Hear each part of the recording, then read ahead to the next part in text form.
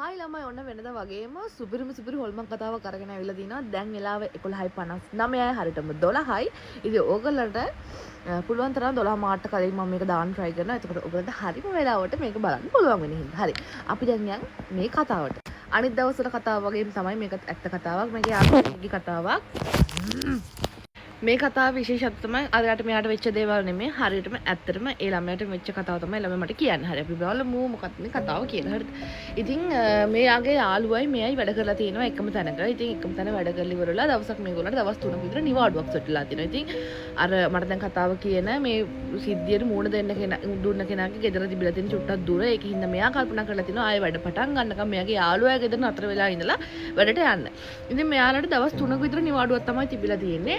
ඒක නිසා මේගොල්ලෝ මේ යාළුවා ගෙදරට දැන් ගිහලා තිනවා. හැබැයි එදා යනකොට රෑ වෙලා තිනවා. මේගොල්ලන්ට බයික් එකක් තිබිලා තිනවා. මෙතන බයික් එකේ තමයි අර යාළුවා ගෙදරට ගිහලා තියෙන්නේ.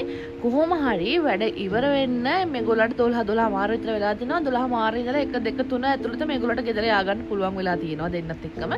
ඉතින් ප්‍රශ්නයක් නැතුව ලස්සනට ගෙදරට ගිහලා තියෙනවා. ගෙදරට ගිහලා කොහොම හරි මේ දෙන්න ඉඳලා රෑ රිදත්ගෙන උදේ නැගිටිනකොට යාළුවගේ ගෙදරට ගියපු අපිට කතාව කියන කෙනාට පොඩ්ඩක් අසනීප වෙලා තියෙනවා. ඉතින් මෙයාට නිකන් දැනලා තියෙනවා මෙයාගේ බඩේ අමාරුවක් එනවා වගේ, මෙයාගේ ඇඟ පත රිදෙනවා වගේ. ඔහොම මෙයාට නිකන් අමාරුවක් දැනලා තියෙනවා. ඉතින් ඒත් එයා එක ගණන් අරගෙන නැහැ. කාටවත් කියලාත් නැහැ. ගෙදර නෙමෙයි ඉන්නේ. ඒකින්ද අපි ගෙදර හිටියොත් නේ අම්මලාට කියන්නේ. පස්සේ මෙයා ඉතින් ගෙදර ඔන්න ගණන් ගන්න හොඳ නැහැ කියලා මෙයා යාළුවත් එක්ක ඔය ආතල් එකේ ගම වටේ ඇවිදලා කයියක් දාගෙන එහෙම ගිහිල්ලා කොල්ලෝ එහෙමනේ. එහෙම ඉඳලා ආයිත් මෙයා ඒගොල්ලෝ ගෙදරම ඉඳලා තියෙනවා.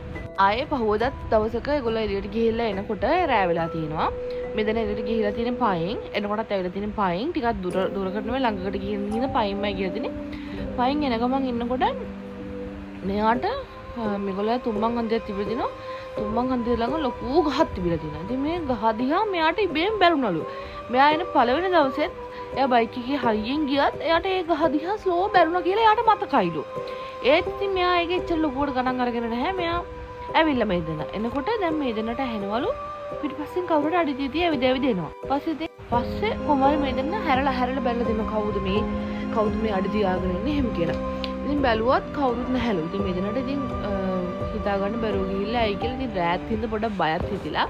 හැබැයි අවුලක් ගිහිල්ලා නැහැ. මේ දෙන්න ගෙදර ළඟටම වගේ ඇවිල්ලා. දැන් මෙයාලට හැනවලු ළඟින් අඩි තියෙනවා. දැන් මේගොල්ලෝ බය වෙලා. බය වෙච්ච පාර මේ දෙන්න කරලා තියෙන වැඩේ මෙයාලට කියලා මෙයාට කියලා කතා වෙලා දෙන්නම එකට දුවමු කියලා. ඊට පස්සේ හයියෙන්ම ගෙදරට දුවගෙන ඇවිල්ලා තියෙනවා. ඒත් ඒ වෙලාවෙදිවත් එයාගේ යාළුවාවත් ඒගොල්ලෝ යාළුවගේ ගෙදර කට්ටියවත් මුකුත් කියලා නැහැ. මේ දෙන්න ගෙදර ගිය ගමන් විස්තරෙත් කියලා. ඊට පස්සේ කොහොම හරි පහවදා උදේ හැරෙනකොට තමයි අම්මා කියලා දෙන්නේ ඔයාලා ආයි ඔතනින් වැඩට යනකොට ඒ ගහ දිහා බලන්න එපා. ඔයා දැන් එක සැරයක් දෙපාරක් බැලුවා නම් ඒ ගහ දිහා ආයෙ බලන්නෙම නැතුව යන්න.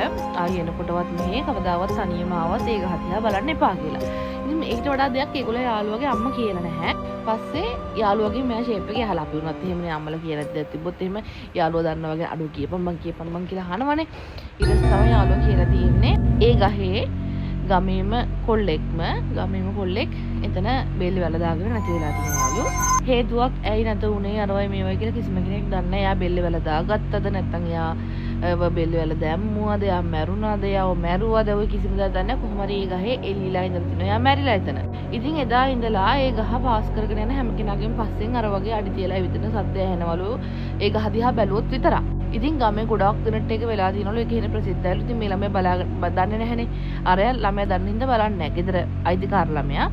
ඉතින් මෙයා දන්න තින්ද මෙයා බලලා ඒක ගියා බැලිලා ඒක මං හිතන්නේ දන්නේ නැහැ කොහොමද කියලා එහෙම බැලෙන්නේ. බැලිලා ඊට පස්සේ ඉතින් එයා කවදාවත් ඒ ගහ දිහා බලන්නේ නැතුව ඇති. ඔයාලත් ඔය ගස් දිහා වැඩිපුර බලන්න යන්න එපා. අන්තිමට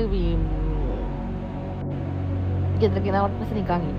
ඉතින් ඔක තමයි අද හොල්මන් කතාව. සුපිරි කතා තියෙනවා නම් හොල්මන් කතා මේ වගේ සුපිරි කතා තියෙනවා නම් මගේ බයෝ එකේ තියෙන නම්බර් එකට වොයිස් මැසේජ් වලින් දාන්න මෙසේජ් කියවලා හරි මහන්සි කරන්න දෙයක් නැක යන්න වෙනවා දාන්න. එහෙනම් අද වීඩියෝ එක ඉවරයි. හොල්මන් කතා ගොඩාරියක් එකතු වෙලා තියෙනවා. ඉතින් තව ඒවා දාන්න හොඳම කතා තෝරලා මම දානවා. එහෙනම් ගිහින් එන්න.